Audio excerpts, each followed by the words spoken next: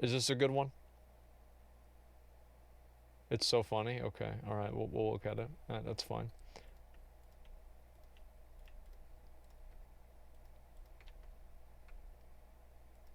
Hello, welcome back to another... Barney? Last episode, we made an everlasting friend and an eternal enemy. This episode, we take a deep dive into Zul'Farrak to uncover sacred artifacts, Godzilla copyright infringement, and party members suffering. That's actually, What's the three-headed one? That goes like... What's it called? In Godzilla? Ghidorah, yeah, of course. No, not Mothra. Ghidorah, yeah, Ghidorah. Exactly, yeah, Ghidorah. That's it. Yeah, see, I just had to make the noise. You guys knew what I was talking about. King Ghidorah. From Dunning-Kruger syndrome. This is the tale of the carrot on a stick. Our story begins in the Shimmering Flats, a desolate expanse devoid of vegetation and most other signs of life. In the Shimmering Flats, everything is white as far as the eye can see. There is round-the-clock NASCAR, and what little civilization exists is entirely dependent on fossil fuels. Whilst the average boomer sees this place as a vision of heaven, I hate this zone. In fact, seeing it become submerged underwater during the Cataclysm trailer was, for me, the highlight of 2010. And I lost my virginity that year. But I digress. The Shimmering... Okay, number one. As much as the Shimmering Flats is stupid, it is one of the best questing zones in the entire game. The Shimmering Flats is one of the only questing zones where there's not any annoying, weird, fucking contrived quest. It is one of the best questing zones in the entire fucking game. Like, if you don't do Shimmering Flats whenever you're leveling up, you are an idiot. Code Cal, thank you very much for the 10 gift community subs. I appreciate that very much, man. Thank you very much, Code Cal. Thank you, dude. Shimmering Flats is home to many goblin and gnome engineers who spend all day drinking white monster energy and racing in dangerous makeshift vehicles. Now this is pod racing. One of the gnomes, named Whizzle Brassbolts, has a level 50 quest which reads the following. Deep in Zul'Farrak, the Trans city? That's not... Deep in Zul'Farrak, the sand troll city in Tanaris, there is a sacred pool. From that pool, the trolls summon a huge beast, Gazrilla. He's so fierce, even... Wait, he's a gnome. He wouldn't sound like this. He's so fierce that even his scales crackle with energy. It's that energy I want to harness for my car. Bring me the electrified scale of Gazrilla. And in exchange for my trouble, he offers a highly sought-after trinket, the carrot on a stick, which, as you know from last episode, increases mounted speed by 3%. Okay, seems simple enough, right? Just gotta go to a dungeon, kill a boss, You are wrong. Oh, my sweet viewers, I wish I could tell you it was going to be that easy, but mounted speed comes at a cost, and if you want it, you must be prepared to pay its price. The task ahead was going to be gargantuan, and with my current level being way lower than is recommended, my chances of success were slim to none. But I think the fact that he was even able to find a ZF group at all was amazing. Like, the fact is that unless you're a fucking mage or a warlock or a priest, nobody wants you for ZF. Like, it's honestly, like, if I ever leveled up a rogue, it would be the worst experience ever. Like, or a tank, yeah, or anything. You know me, Iron Will, Ninja Way, whatever. Fucking roll the next part of the video. He's a ninja. Welcome to Lordaeron, the northern part of the Eastern Kingdoms. 3 years ago, the denizens of this beautiful land lived in peace under the alliance of Lordaeron. The elves in the north were happy, the humans in the middle were happy, the dwarves to the south were happy, and the gnomes were gnomes. And then the prince became a Death Knight and killed everyone. With his mind-controlled army of the dead, Prince Arthas marched north towards the elven city of Quel'Thalas on a mission to seize the means of production of Sunny Delight. During the battle, a certain high elf named Sylvanas Please Don't Ruin My Character Windrunner told Arthas that the skulls on his armor looked, quote, a bit gay. In response to this, Arthas killed her soul from her— No wonder he killed her. For homophobia. Arthas was the good guy.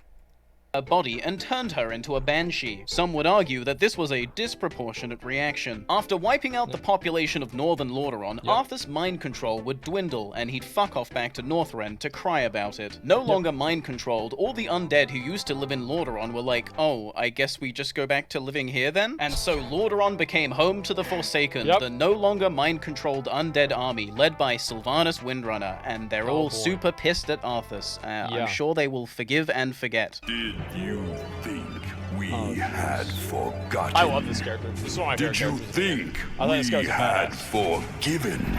Never mind. But if we go back even further, Lordaeron was originally home to the forest trolls of the Armani Empire. For hundreds of years, the trolls did troll stuff, but then the elves arrived, and they knew magic. Discovering that the trolls were susceptible to fire, the elves pushed them south and established Quel'Thalas, and the trolls were pissed. But then the humans arrived, and the elves taught them magic. Discovering that the trolls were susceptible to fire, the humans pushed them east and established Lordaeron, and the trolls were pissed. Present day, the once great— You think about that, right? The trolls just spend the entire history of WoW getting fucked.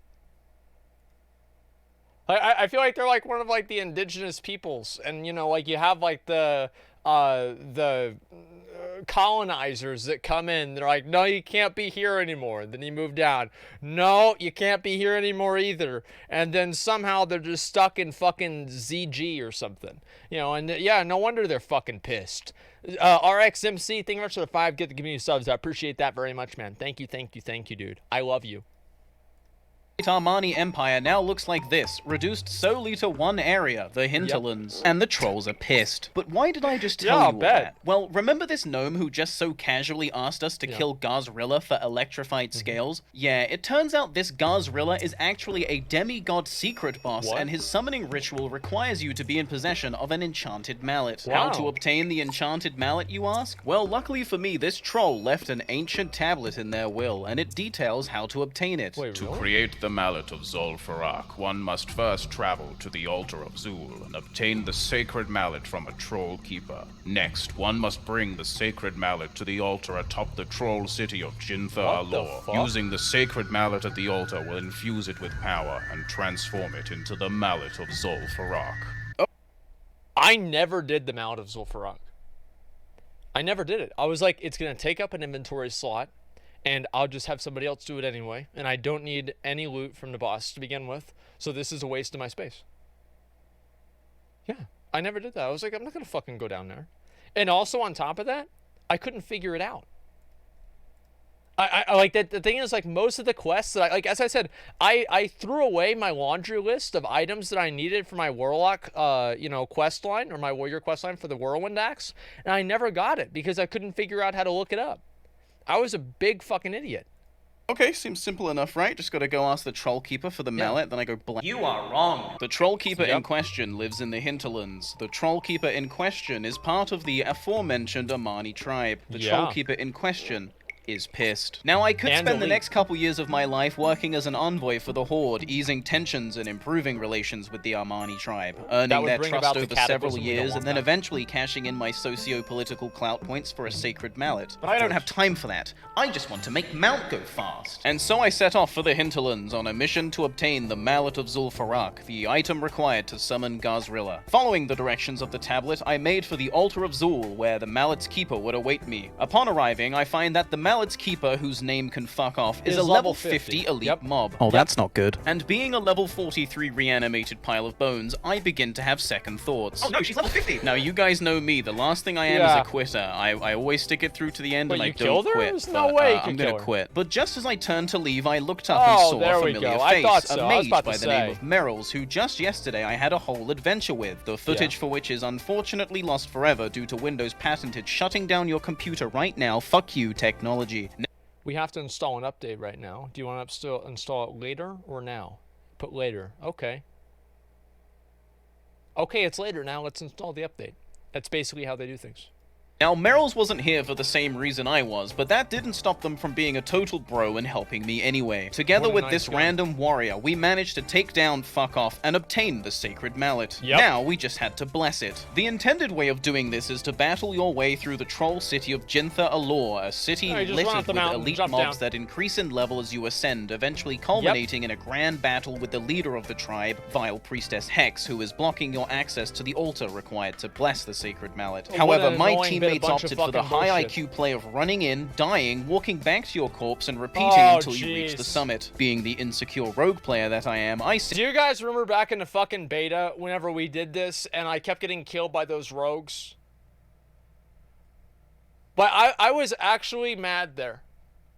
The thing is, like, I really was. I was pissed. 99% of the time, I'm never mad. But that time I was genuine. I was mad because I was actually more mad at McConnell. I was mad at McConnell because I knew that McConnell drawing attention to it would make them do it more. And McConnell was like, "Oh man, they killed you again, dude. I can't believe this is happening. Oh, you died again. Oh man, dude, you're so mad right now." Just like fucking, getting him up and saying all this good stuff about him, all this kind of shit. And reply bathroom, I already did. So yeah, I blamed it on him that it was happening. I was more mad at McConnell than I was even at the Rogues. I know it might sound ridiculous, but it's true. Simply stealthed my way to the top. God, I fucking love being a rogue. Yeah. Once there, we waited for the priestess to turn her back. Then Meryl turned the watchman into a sheep, and we scrambled to bless the mallet before the priestess turned back around. Damn, that's now, easy. with the mallet of I Zul'Farrak should go in my make that. possession, I was ready to find Actually, a group no. and start my dungeon it. experience. Because I had the Mallet of Zul'Farrak, finding a group was incredibly easy. Now, Yeah. this might be largely unimpressive by the time the video releases, but having the Mallet at such a low level was a huge deal during the first week of the 43, game. you're a At the god. time of recording, level 43 was already incredibly ahead of the curve, so to have an item that was intended for level 50s and above pretty much made me royalty. Having the Mallet assured that everyone in the group would obtain their mounted speed trinket, and I was therefore sure this dungeon would be a happy, fun, great time enjoyed by all. I mean, That didn't happen. We already know that didn't happen. So I think that's actually kind of cool that, like, if you really want to have like a special little item or something like that, it kind of makes it a little bit more exciting, and it helps you get into groups more easily. I never even thought of it as like I never thought of it from that perspective, that if you have these cool items, that because you have them, it makes it a lot easier for you to be able to get into groups. we're just 5 incredibly ahead of the curve World of Warcraft addicts. There's Of no course. way we're not mentally stable. Surely we will get through this dungeon just fine. Big Me and the true. tank met up with the Warlock just outside the dungeon, and after summoning the other DPS and the Warlock's healer girlfriend, we rode into Zul'Farrak and started our assault. Going against the norm, the very first pull of the dungeon was not made by the tank, but instead the Warlock. After we down the first pack, the tank Damn. respectfully asks the That's Warlock to smart. allow him to obtain aggro first, to which Why? the Warlock responds, It was a non-damaging curse. which is just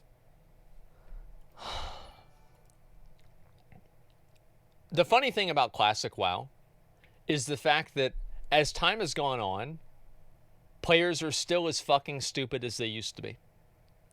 They're still just as stupid as they used to be. And nothing has changed. It's incredible. you're still aggroing the mob. But okay, Yep. the tank then pulls the second pack, and for some reason, whilst we're still fighting it, the Warlock pulls the third. Despite the overwhelming numbers, we emerge victorious, and I'm feeling optimistic about the rest of the dungeon. If we can Good. overcome a pull like that, this dungeon should be no sweat. The Alright. Warlock's gamer girlfriend then says, With no CC and no tank, this will be long and painful. and I just... What? It is at this They point have the a tank tank. asks the question on everyone's mind. You guys knew? The Warlock then despawns his DPS Yeah. pet and summons his tank pet, Oh. confirming what we all suspected. But that's okay. New That's players smart. are players too, and I'm sure this Warlock will learn as the dungeon progresses that Yep. the tank should be the one to pull Of mobs. course. The healer then chastises the tank for two-hand tanking, my which is God. literally not a problem, especially not at this Oh my level. God. Further cementing in our heads that these two partners in crime are the worst type of moron. A moron who speaks with conviction on a subject they very clearly know nothing about. my The next God. pull goes smoothly as the tank was able to get aggro before the Warlock. What a Shocking bunch how of that dumbasses. works. But the two warriors were very clearly still feeling the effects of the priest's is last insane. moronic idiot statement. To combat the plummeting morale at the hands of these two retards, I attempt Yeah. to bolster the troops. We are doing fine and will continue to do fine. The healer then There it is. It's no big deal. Yeah, you just told me it's going to be fine. immediately complains about going out of mana in the previous fight. You know, the one that was so tough because her boyfriend pulled the entire pack. Next, the tank tells us to follow as we are going to walk in a specific way to What a skip bunch of couple of mobs. dipshits, To man. my dismay, the Warlock had not mastered This the does not ancient surprise art me of at all. These guys desummoning are your such pet, dipshits. and so everything was pulled anyway. Thank you, Voidwalker. Fortunately, we make Yeah. short work of them, and the tank asks that the Warlock put his pet on passive Right. during shortcuts to avoid Probably a such smart blunders in idea. the future. The Warlock then tries to use what I said earlier about letting people play how they want, I was referring to the tank, as an argument to be made why he should be allowed to keep ninja pulling mobs. Further ahead, by some grace of God, we actually managed to conquer the first boss. Wow. Further ahead still, we come to the second boss, who spawns when you get too close to his I don't think cave. they're The gonna kill warrior him. warns the Warlock in advance, but Alas, too late. At least his Voidwalker was there to tank it briefly, am I right? The Fuck, boss fight dude. begins, and let me tell you, this boss is a real piece is of the hardest shit. boss He in the constantly dungeon. summons these basilisks, which by design I'm have too surprised we're much able to health kill to him. warrant focusing, so the fight just becomes a Yeah. race to nuke the main guy before you all perish miserably. It is nothing short of a miracle that we pulled through, but with the hardest boss encounter complete, and with no casualties to boot, I Yep. was confident that we could take this run to the end. We proceed I'd to say the so. third boss, where everything goes fine. Well, I mean, the Warlock did commit suicide with Hellfire, but everything went fine. As we clear the way to the next boss fight, the Okay, I want to say, like, that has never happened to me. There has never been a time where I cast Hellfire, and it turned out that I was ending up, like, aggroing a little bit too many mobs, and I killed everybody, right? That never has happened before. tank politely reiterates for You the don't use party, Hellfire? Yeah, I do. read Warlock, to please let him make the pulls and to not attack unless he's in the fight. Pretty reasonable, right? Just Don't tell other people how to play. the other warrior chimes in for the first time to say he's new, and the tip Oh my god, let me read this chat. Just a second. Don't tell other people how to play. the other warrior But don't be one of those nitpicky fucks that I don't know what to tell you, that goes bananas when the pull doesn't go exactly how they want it. Just play, dude. Just play. Hey, dude. Just play, man. That's all. You just play. That's all there is, man. This is crazy, man. Fucking crazy. Just play, dude. I kind of appreciate it. I don't know the game so well. chimes in for the first time Wow. to say he's new, and the tips the tank is giving are actually helping him learn. And of course, the Warlock has a problem with this too, stating that the tank was displaying lame as fuck behavior. No, I'm preventing wipes. No, you aren't. We pull the fourth boss, and I try to raise morale once again. Let's just all have fun, smiley face. But when the Warlock immediately resumes crying after the fight, the polite tank's patience had come to an end. With I love being in groups where everybody hates each other. It's so tense. People are fucking mad. Like, there's one guy that's trying to calm them down. And then sometimes if I'm in a group and I don't really care about how it goes, I'm like, hey, so, what do you guys think about this Warlock? And it's the guy that's in the group. Like, so how's our DPS so far? Is there anybody that's doing low DPS? Or just ask something incendiary that's like just open-ended, just to let them really fucking rip on each other. It's one of the best parts about being in playing an MMO, is getting people mad at each other. The Warlock is right. I mean, he is enjoying the game. Well, no, if you enjoy the game at the expense of other people whenever they're voluntarily going to play with you, then you're a piece of shit. That's basically what the difference is. Like, I agree with you, right? That, like, yeah, obviously people should be able to play how they want, but whenever playing how you want comes at the expense of other people and, like, wasting their time, then playing how you want no longer is a positive thing. That's what I would say. We had our healer die, unfortunately. I have to actually, play the game here for a second.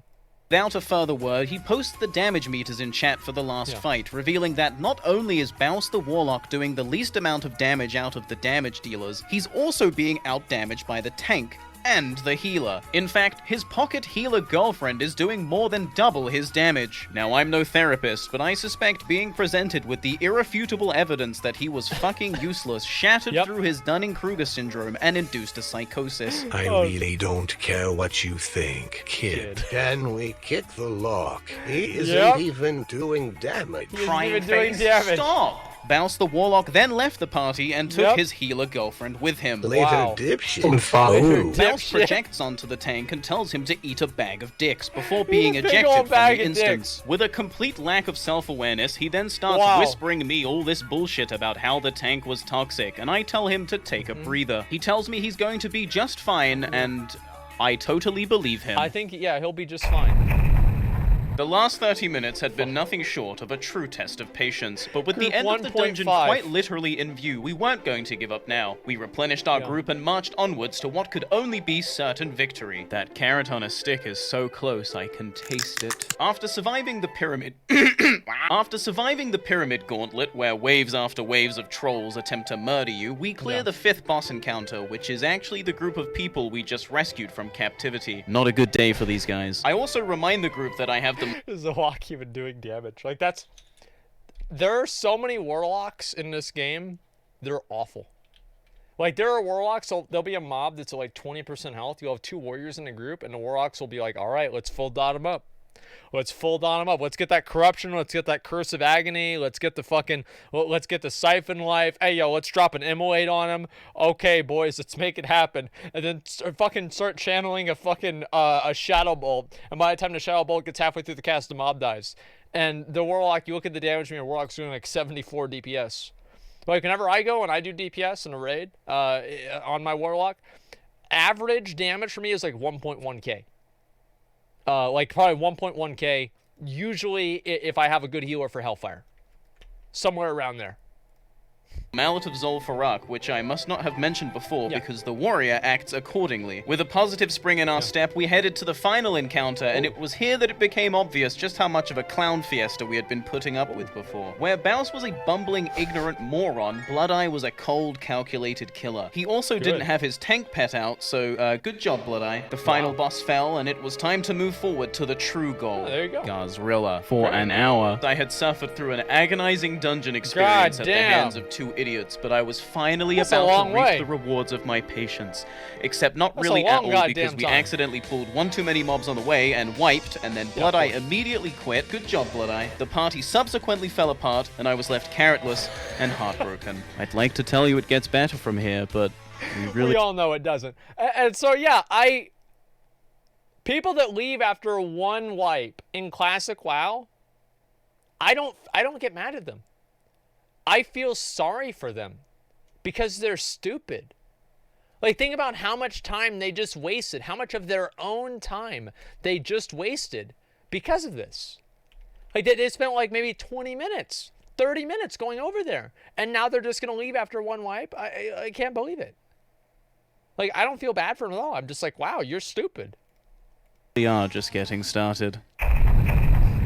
15 minutes later, I find myself invited to another group. Having the Mallet of Zul'Farrak truly makes you feel like the only dude at the party with weed. We make it to the cave, and once again, someone accidentally triggers the boss fight. We wipe. No problem, though. Everyone actually seems competent this time, and it is an easy mistake to make. After explaining how the trigger zone works, we attempt the fight again, but unfortunately eat shit because the party leader was focusing the ads instead of nuking the boss as you're meant to. We wipe again, the healer leaves, and I am removed for having a, quote, bad attitude. I don't know what I did to trigger this man's inferiority complex, but I can only deduce that he was threatened by my Chad aura. What can I say? Being an alpha peak male specimen really is a curse.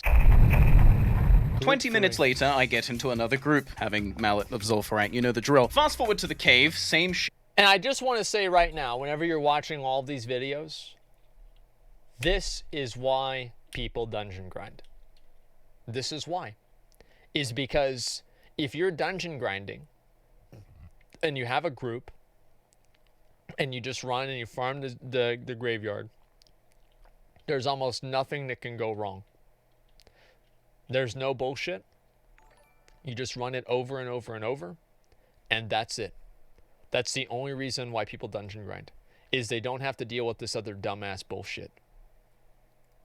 Different group, boss gets pulled, we actually come out on top, and an agility ring drops, which is a nice upgrade for me, but then the healer needs on it and wins. When confronted, he went on an insane tangent, accusing me of conspiring to sell the ring instead of using it, and so he took it to prevent such an injustice. Wow, what a... That's Royson's ult.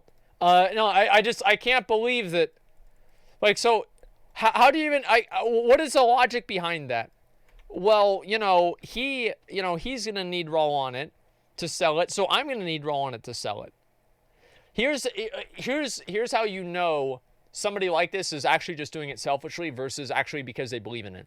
If they really believe that, they will allow the other people that greed rolled to roll and see if those people that greed rolled outrolled their need roll, and then give it to the people that can roll separately if their roll exceeded their need roll. So there's a way that you can actually tell if somebody's doing it greedily or if somebody's doing it just because they want to make a point. hero. Even after checking my gear and seeing that it was indeed an upgrade, he stands by his ignorant, objectively wrong statement, trying to coax the rest of the team onto his side. Thankfully for me, the rest of the party are sane, stable people, and they do not concede to his bullshit. They tell him to give me the ring, and after he does, he pulls a bunch of mobs, wipes the party, and leaves. If you're starting to see a correlation between being ahead of the curve and being a crybaby loser, I applaud your perception. Another 20 minutes. That's probably true. I have never seen people get more butthurt or more angry or more mad than whenever something like that came up. That's very, very true. It's passed. We refill our ranks, reset the instance, and try again. 5 minutes in, our warlock gets stuck in a wall, his pet pulls everything, and we fucking die. I close my eyes, take a deep breath, and pray to whatever God will hear me. Please, please just give me one good group. I just want my carrot. Please, I just want to go fast. We return to the instance, and suddenly everything starts running smoothly. We take down packs with no problem, the first boss falls, and we're on track to make it to the second boss in record time. The tank then leaves the party, and Hearthstone's out. I call in an emergency favor from a guildmate. We summon him and head into Zul'Farrak for what I can only hope is the last time. We fight our way to the cave, and to my surprise, nobody aggroes the boss. In fact, everyone knows what the hell is going on. Towards the end of the fight, our healer succumbs to the swarming mass of basilisks, and I know it's only a short amount of time before we inevitably wipe. I last hit the boss and vanish the hell out of there as everyone around me dies screaming. I fucking love being a rogue. With the hardest encounter down, we breeze through the rest of the dungeon and approach the sacred pool. This is great. After suffering through 5 hours of quitters, blamers, and insecure warlocks, would I finally face off against Gazrilla? We get ready to pull the final pack. And the tank says he has to go. Just kidding. We steamroll the pack, and I walk up to the gong, strike it with my mallet of Zul'Farrak, and finally, we summon Gazrilla. Slowly, he emerges from the pool before entering into a full sprint, charging into us and knocking us airborne. Holy shit, this is a real fight. Holy shit, he's so tanky. After being knocked airborne again, I use this downtime to ingest a tasty beverage. G Fuel, 10% off with code Barney. Gazrilla puts me in a block of ice for 10 seconds, and after emerging from my icy tomb, I make the final incision. Gazrilla is defeated. Wow. Victory achieved. And that, my friends, is the tale of the carrot on a stick. And hey, if you like my videos, consider supporting me on my brand new Patreon. Wow, Patreon! Okay. Wow. More WoW Classic videos to come. Please like and subscribe. Okay, bye. So let's talk about this. Let's talk about the fact that this was an adventure. It was a story. Watch another one. Does he have any other